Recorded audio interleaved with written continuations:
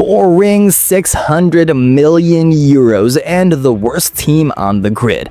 Audi enters F1 in 2026 with a team that scored just 4 points last season, but they're backing this gamble with championship architects with Ferrari and Red Bull, plus Qatar's sovereign wealth fund betting hundreds of millions that they could succeed where Toyota, Honda, and BMW all failed. Think about it for a second. Toyota spent billions and never won a single race. Honda quit twice and BMW walked away after one title fight. But Audi says the 2026 regulations reset, well, it changes everything. And they might be right. This is why Audi could reshape F1 or become its next cautionary tale. 2026 brings the biggest technical revolution since 2014, and the power unit flips everything on its head. We're talking about a 50-50 split between internal combustion and electric. MG UK output is tripling to 350. The MG UH, well, is disappearing completely, and F1 running on 100% sustainable fuel made from carbon capture and municipal waste. And the cars, they are shrinking to 10 centimeters narrower, 20 centimeters shorter, 30 kilograms lighter, while active aerodynamics replace DRS with movable wings on every straight. And overtake mode gives trailing drivers extra electrical energy within 1 second of the car ahead. 6 power unit manufacturers have committed. Ferrari, Mercedes, Renault is staying in the game. Honda returning after their exit, Ford partnering with Red Bull, and Audi building engines in Nauberg, while Sauber handles the chassis in Hinwil. You see, here's the thing. Everyone starts from zero. Mercedes dominated in 2014 because they started hybrid development early. Braun GP conquered 2009 because Honda focused on the new regulations while everyone else was caught sleeping. Regulations resets creates dynasties, and that's exactly why Audi is betting on this.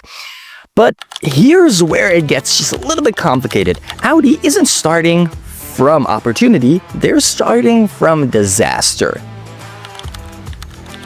March of 2024, and Sauber unveils the C44, promising to climb from last year's struggles.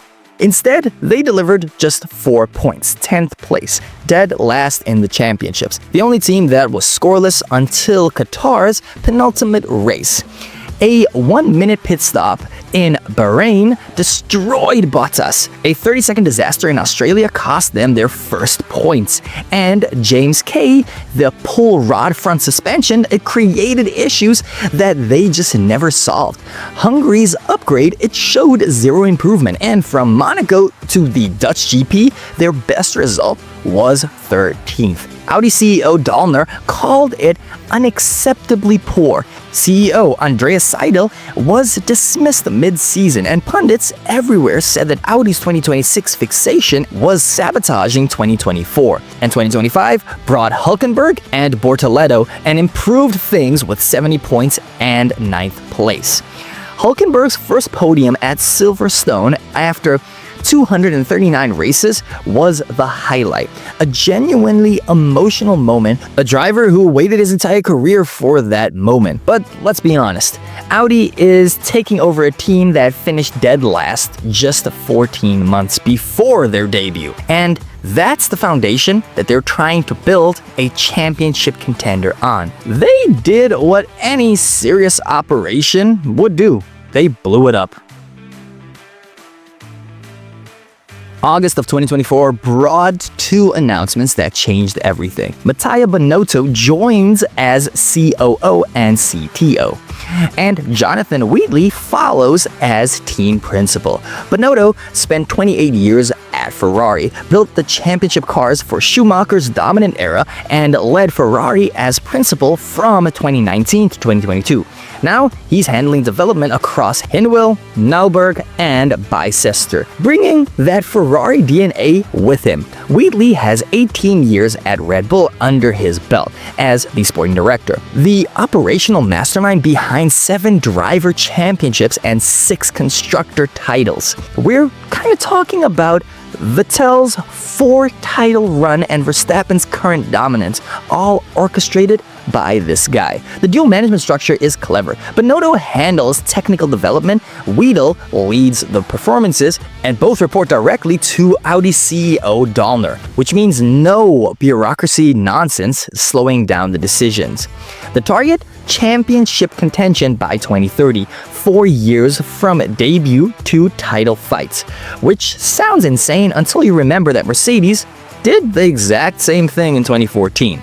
But championships require money, and money is exactly what Audi doesn't have right now.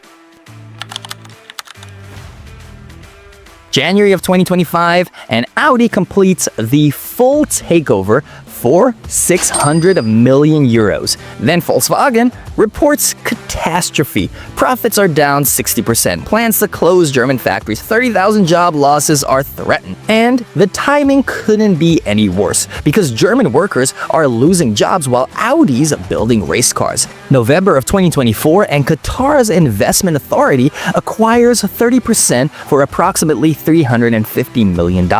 We're talking about a $500 billion sovereign wealth fund that already owns 17% of Volkswagen Group, so they know exactly what they're getting into.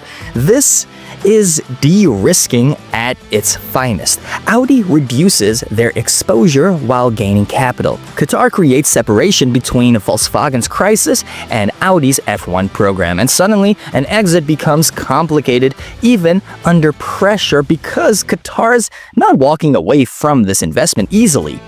Revolt became title sponsor in July of 2025. The team launches January 20th in Berlin, and the race debut is in March 16th in Melbourne. The money is real, the pressure is suffocating, and every single person watching this project knows what happens when manufacturers panic. Which brings us to history's most important lesson.